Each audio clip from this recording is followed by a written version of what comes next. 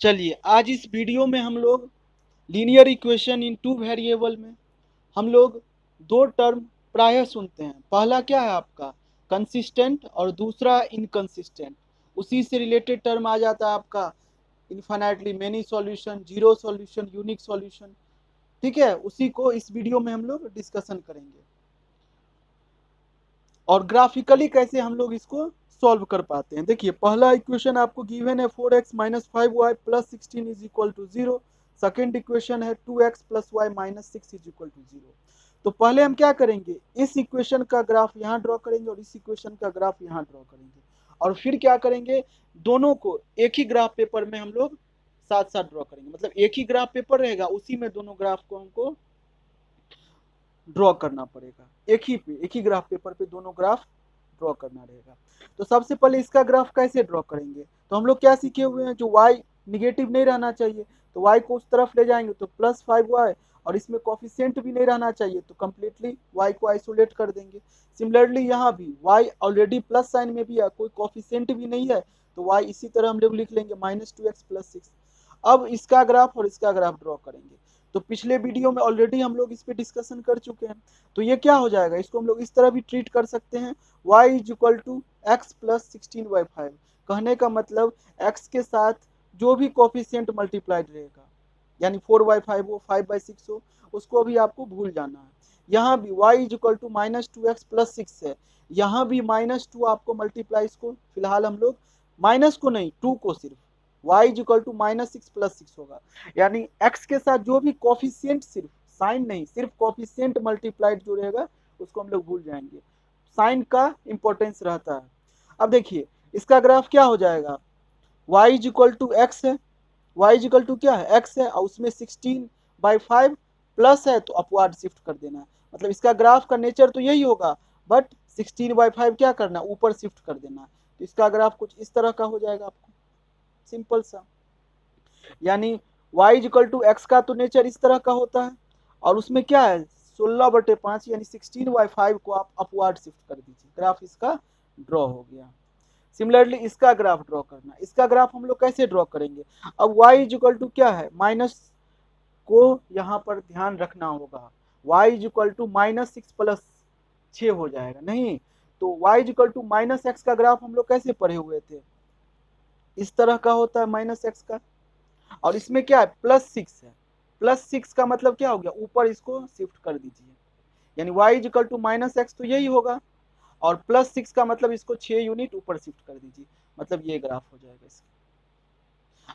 ठीक है, दोनों ग्राफ हम लोग क्विकली ड्रॉ कर लिए। अब इसको क्या करना है, कॉमन पेपर पे ड्रॉ करेंगे, मतलब कॉमन ग्राफ पेपर पे ड्रॉ करेंगे, ग्राफ पेपर पे या कॉपी पे भी ड्रॉ कर। चलिए अब देखिए, जब हम लोग क्या करेंगे, एक कॉमन पेपर पे ड्रॉ करेंगे तो क्या क्या पॉसिबिलिटी है, क्या क्या हो सकता है। या तो हो सकता है एक इक्वेशन का लाइन इस तरह का हो, दूसरे का इस तरह का हो। जैसे इसका हो सकता है, अगर कॉमन पे हम लोग कॉमन पेपर पे ड्रॉ करते हैं तो क्या हो जाता, कुछ इस तरह का हो जाता, इसी तरह का कुछ हो जाता, ये वाला आपका इसका हो जाता और ये वाला इसका हो जाता। तो क्या होता, हम लोग क्या ऑब्जर्व किए, जो सिर्फ एक ही पॉइंट पे ये दोनों कट करके निकल जाता और कभी नहीं मिलता एक दूसरे के साथ। एक पॉइंट पे कट करता और ये अपने रास्ते, ये अपने रास्ते चले जाता, यानी कभी कट नहीं करता, एक ही पॉइंट पे कट करेगा। यही पॉसिबिलिटी हो सकता है। दूसरा पॉसिबिलिटी क्या हो सकता है, जब हम लोग कॉमन पेपर पे ड्रॉ करेंगे तो दूसरा पॉसिबिलिटी क्या हो सकता है आपका, ये हो सकता है जो ये अपने रास्ते चला जाएगा और ये अपने रास्ते चला जाएगा, कभी एक दूसरे को कट भी नहीं करेगा, कभी नहीं कट करेगा। इनफाइनाइटली आप इसको क्या करिए, एक्सटेंड करिएगा तो एक दूसरे से कभी नहीं मिलेगा, ये हो सकता है। तीसरा पॉसिबिलिटी क्या है, तीसरा पॉसिबिलिटी है जो, अगर मान लीजिए कोई इक्वेशन का ग्राफ है इस तरह का होगा और दूसरे इक्वेशन का भी ग्राफ इसी तरह का हो जाएगा, मतलब कोइंसाइड कर जाएगा, एक ही पे आ जाएगा दूसरा भी। तो यही तीनों पॉसिबिलिटी आपको हो सकता है।